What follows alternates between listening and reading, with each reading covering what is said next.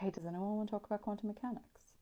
It's a big one this week. Let's talk about the wave function. In order to do this, we have to go back to classical mechanics first. I know, boring, blah. Anyway, let's set up a little coordinate system. We've got our x and y, and let's place an object on it. It's got a mass. It's moving along this direction, along this x-axis, through the application of a force. And right now it's at position x at a specific time. Basically, we're looking at a particle movement in one dimension under the influence of a force. Now, in classical mechanics, if you know your position at a certain time t, then you can find a few other quantities. So velocity, because that's just the change in x over the change in t. You could find momentum, that's just your mass times your velocity. Or you could even find out what the kinetic energy is, because just half times the mass times the velocity squared. Now, with these initial conditions, so position or velocity, at a specific time, initial time equals 0, you can determine the position for any time t. Let's move to quantum. Now, in quantum mechanics, instead of determining your position at time t, you determine the wave function. And with your initial conditions of your wave function at time t equals 0, you can determine the wave function for all time t. We find the wave function by solving Schrodinger's equation. Let's do a little sidebar, because we're talking about Newton's second law of motion, which is F equals ma. And Schrodinger's equation is actually analogous to this law. The actual standard way that you write Newton's second law should be A equals F over m, because we're talking about how the acceleration changes when a force is applied to a certain mass.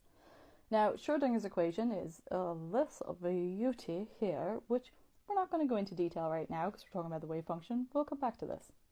But in terms of classical mechanics, a particle is localized at a point, whereas in quantum mechanics, a wave function is spread out in space. So how can we use this to determine any of the quantities or any information about the particle? We're actually using Born's statistical interpretation. And this is the probability of finding the particle between the boundaries A and B at time t. Now, this is a probability, so we got to do a little sidebar again. The wave function is a complex function. Now, look back on the previous two videos if you want a little bit more information about what we're talking about here, right? But basically, when we say the wave function squared, what we're actually talking about is multiplying the wave function by its complex conjugate. And the complex conjugate just means that I within your wave function has an opposite sign. So what you're doing is you're multiplying I by minus I, and I squared is just minus 1. You've got your minus sign, so it's just 1. What this does is it gives you a real non-negative result for this probability, which is what we want from a probability. Now, the thing is, in terms of the wave function, the act of measurement alters the wave function. So we have a wave function distribution, which is spread out before the measurement. And then we have a wave function distribution after the measurement, which is now a peak.